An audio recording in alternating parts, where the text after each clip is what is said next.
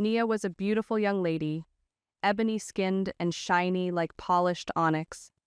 She often felt invisible in a world that seemed to exalt lighter shades of skin. She lived in a metropolitan city and had a good job, but she had a supportive family and only a few close friends. She was in search of a meaningful relationship. They all encouraged her to take the plunge and start dating on the internet.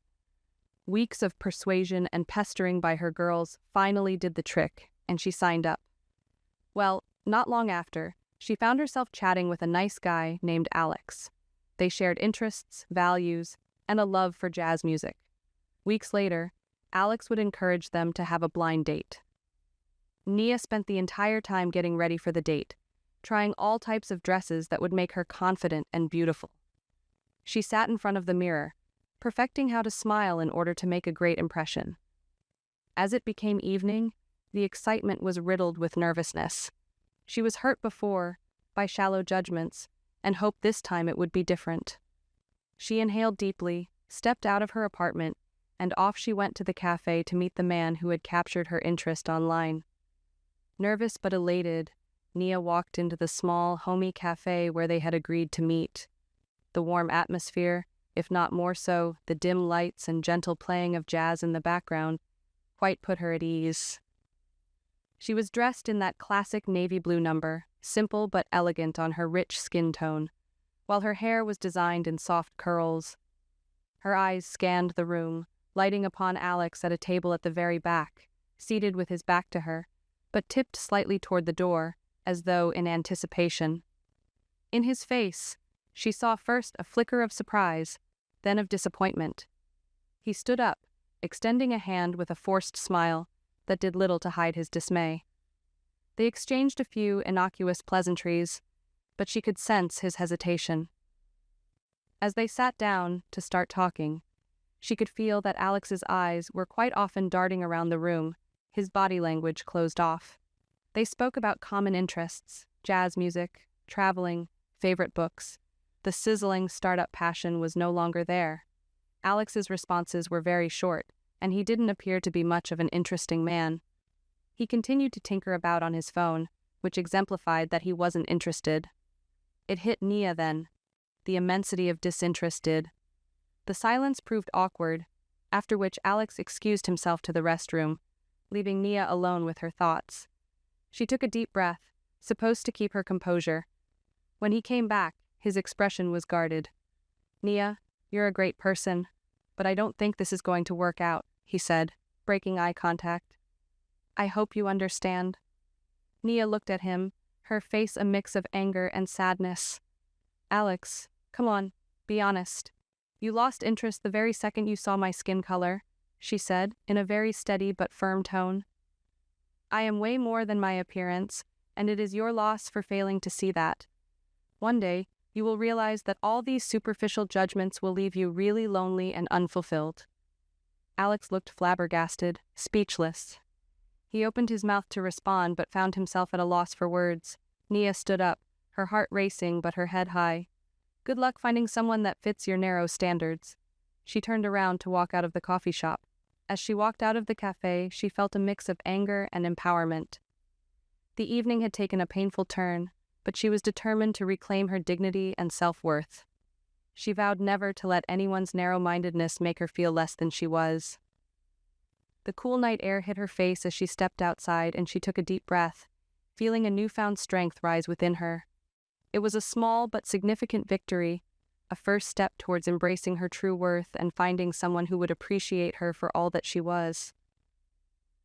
That night, Nia lay in bed, replaying the date in her mind. The rejection stung deeply, not just because of Alex's disinterest, but because it was a reminder of how society often judged her solely by her skin color. She thought about the hopeful anticipation she had felt before meeting him, and the crushing disappointment that followed. Tears rolled down her cheeks as she felt the sting of rejection and the weight of unspoken prejudices. As she stared at the ceiling, Nia reflected on her life. She had faced such judgments before, subtle and overt, and each instance had chipped away at her confidence. But this time, something inside her shifted. She realized she was tired of letting others define her worth. Her mind replayed her own words to Alex. "I am more than my appearance." Those words echoed in her heart, awakening a resolve she hadn't felt before. Nia decided it was time to take control of her own narrative. She wiped her tears and sat up, feeling a spark of determination. She knew she had to channel her pain into something positive. The world might see her skin color first, but she would make sure they saw her strength, intelligence, and kindness next. The next morning, Nia woke up with a renewed sense of purpose. She threw herself into her work and hobbies, focusing on what made her happy. She started a blog, sharing her experiences as a Black woman in a society that often overlooked her. Her writing was raw and honest, and it resonated with many people who had faced similar challenges. Her blog gained a following, and she received messages of support and gratitude from readers who found solace in her words. Also, she decided to take her interest in jazz more seriously. She went to a local jazz club, where she met people who felt the same about many things, who adored her for who she was. The first day she played her music, she unleashed her emotion into it, and it connected to others. Thereon, Nia started feeling her self-esteem improve, seeing herself from a different perspective.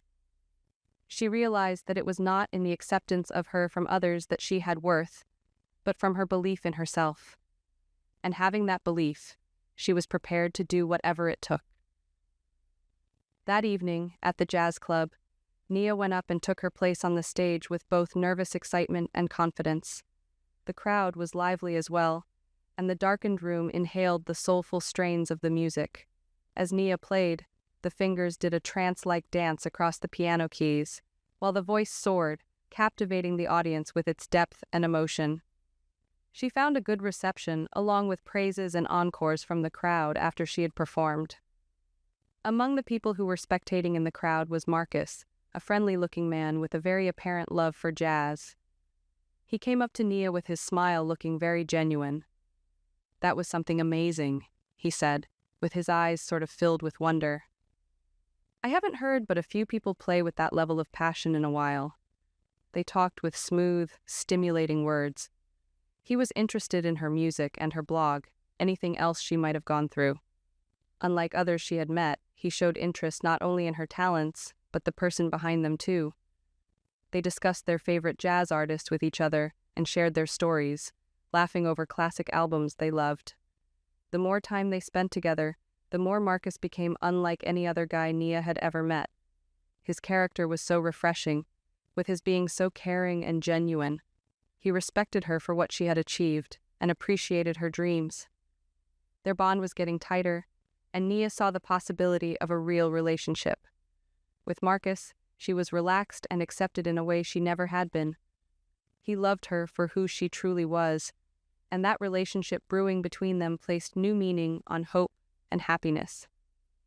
For the first time in a very long time, Nia felt she was heading somewhere other than away from compromise, into a future of being loved and appreciated. Despite the increasing happiness with Marcus, Nia did not stop facing discrimination from society. The two were usually stared at in excitement, with whispers heard whenever they went out to the public. On one sunny afternoon, they decided to visit a very fine restaurant located downtown. Feeling elated to share their special moment, they walked into the mid-sized restaurant to meet a cold reception at the host stand. The host, a young man showing mild disinterest, looked through Nia and Marcus with a thinly veiled look of disdain. "I'm afraid we have no tables available at this time," he said, his voice flat. Nia felt the prejudice behind his voice, and her heart sank. It was quite obvious that they were not welcome. Marcus, noticing how uncomfortable Nia was, placed his hand over hers gently. "Let's not let this mess up our day," he said softly. But Nia, feeling her anger surge with determination to do something, spoke up. She approached the hostess and asked to speak with the manager. When the manager arrived, Nia explained what had happened, totally calm, and said she was disappointed. "We came here for a nice meal, and what we got was a front-row seat to blatant prejudice. But it's bigger than that. It's about everyone who has faced this kind of discrimination." The shocked manager apologized profusely and promised to fix things. They left the restaurant, spirits mixed, frustrated, yet feeling accomplished. They knew standing up against discrimination was important, and their action had caused a small change. That evening, as they walked through the city streets hand in hand, Nia had a renewed sense of purpose. It was as if the challenge itself had bonded them to the struggle, not just for their dignity, but for a world in which everybody could be treated with respect and tolerance. Their experience in the restaurant sparked something in Nia and Marcus. They simply could not let such open discrimination pass. The couple thus decided to take action by raising awareness about racial prejudice. They organized a protest against the restaurant. Nia shared their experience on her blog in order to spread the word, asking the community for support. It was overwhelming. People from all walks of life wrote back, sharing their stories of discrimination, and telling me they, too, wanted to rise up against unfairness. On the day of the protest, a mixed crowd of people gathered outside the restaurant, holding signs reading, "No room for racism and equality for all." Media took notice, and news outlets covered the event, further amplifying the message. Nia and Marcus spoke at the protest about their experience and demanded change. Nia gave a powerful speech, and her delivery impassioned many of those in the crowd, but her message spoke to so much more than what had just happened, touching off discussions on racial inequality and systemic change. As the protest came to a close, Nia felt an overwhelming sense of pride and satisfaction. Their activism had given voice to a very important issue in people's lives and had inspired them to stand up against bias. Supportive and strong, the community really buoyed their spirits, and Nia felt satisfied in knowing that her efforts made all the difference. The media attention led to larger debates on racial discrimination, and Nia's blog grew multifold. She took this platform further to create a movement for change by telling stories of those who have been in similar predicaments. This was a defining moment in her life, turning pain into a force for social good. That the incident indeed was a turning point, that Nia and Marcus's efforts appeared in black and white. As the result of pressure from public authorities and media, the restaurant had to apologize officially by adding the promise to specify new policies to be observed, to ensure patrons and employees are treated fairly, and there will be mandatory education of the staff on diversity issues. The feedback was not only the personal victory of Nia and Marcus, but a victory of all those who have similar discriminated experiences. The need for more inclusive practices in industries became the story that the media would not stop spreading. And because Nia's blog was already popular, she got increased mileage. Nia started to speak at conferences, panel discussions, and partner with organizations advocating for social justice. Her voice became powerful for advocacy in lifting the curtain of matters of racial inequality to mobilize people into action. The apology and policy changes of the restaurant notwithstanding, Nia knew that the fight was far from over. She stayed on her platform to let people know issues, share stories, and discuss how things could be done towards systemic problems. The two of them had their relationship built with a stronger kind of bond shared towards the cause.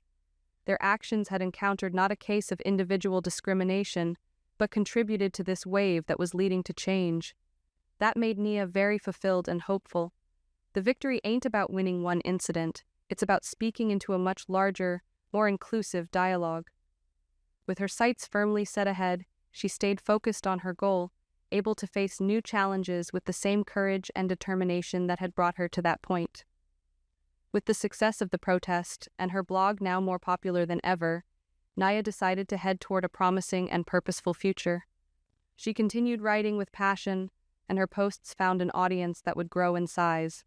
Her words reached out to so many, striking a note so deep within those who had struggled just as she did. Her blog became a beacon of hope and identity, empowerment. So many events invited her to share her experiences and drive social change. She and Marcus grew close. They supported each other through everything, and with each experience, their love became even stronger. The unshaken stance and complete dedication of Marcus toward social justice made him resonate with Nia's values of life and created a strong partnership wherein there was mutual respect for each other. They turned to one another as each navigated the complexities of their personal and professional lives for strength. Nia went back to her job at the jazz club, but the music was now different, more giving her a feel of her purpose and resilience. Every act wasn't just a performance, though it was evidence of her journey and growth. Her life was reconstructed through advocacy, creativity, and love, and she embraced it with a renewed confidence. Nia looked into the future, remaining committed to her cause of making a difference. She knew her journey had been redemptive, but there was still work to be done. Now, with Marcus by her side and her platform growing, Nia stands ready to keep fighting for equality and fight for the beauty of diversity. It was no more a story of overcoming, but charting a path for others to step forward, to show that resilience, courage, and self-love would guide one to a place where light and inclusivity abided.